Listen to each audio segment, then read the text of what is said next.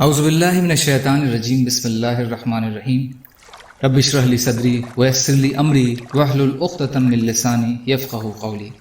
ریاض الصالحین دوسرا حصہ۔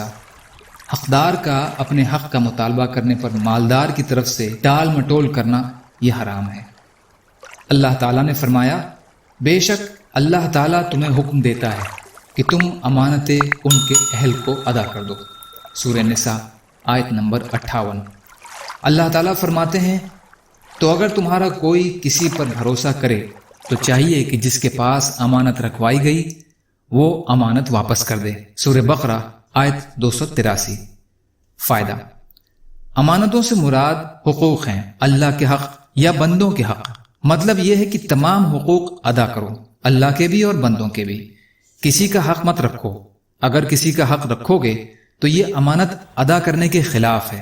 دوسری آیت کا مطلب یہ ہے کہ گروی رکھے بنا اور کسی کو گواہ بنائے بنا اگر ایک شخص نے دوسرے پر اعتبار کیا ہے تو صاحب امانت کو اس کی امانت واپس کر دی جائے۔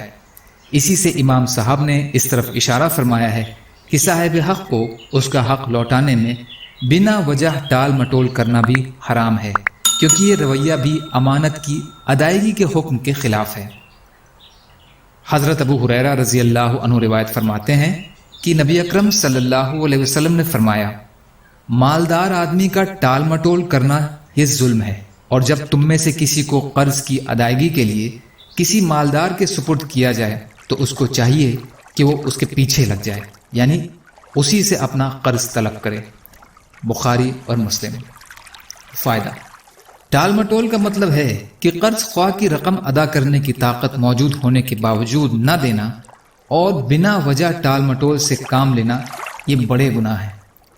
دوسرا یہ کہ اگر جھگڑا ختم کرنے کے لیے یا کسی اور وجہ سے قرض خواہ کو کسی مالدار آدمی کے سپرد کر دیا جائے کہ وہ اس سے اپنی رقم وصول کر لے تو قرض خواہ کو یہ فیصلہ قبول کر لینا چاہیے۔ اس میں مانو اچھے معاملہ کی ترغیب ہے۔ اللہ تعالیٰ کہنے سننے سے زیادہ عمل کی توفیق عطا فرمائے۔ یا اللہ مظلوموں کی مدد فرمائیے۔ یا اللہ ہم سب کو اپنی استطاعت کے بقدر اپنا حق ادا کرنے والا بنائیے۔ یا اللہ سچی توبہ کی توفیق عطا فرما دیجیے۔ سبحان اللہ و بحمدہ، سبحانک اللہم و بحمدک، اشہد ان لا الہ الا انت، استغفرک و اتوب الیک۔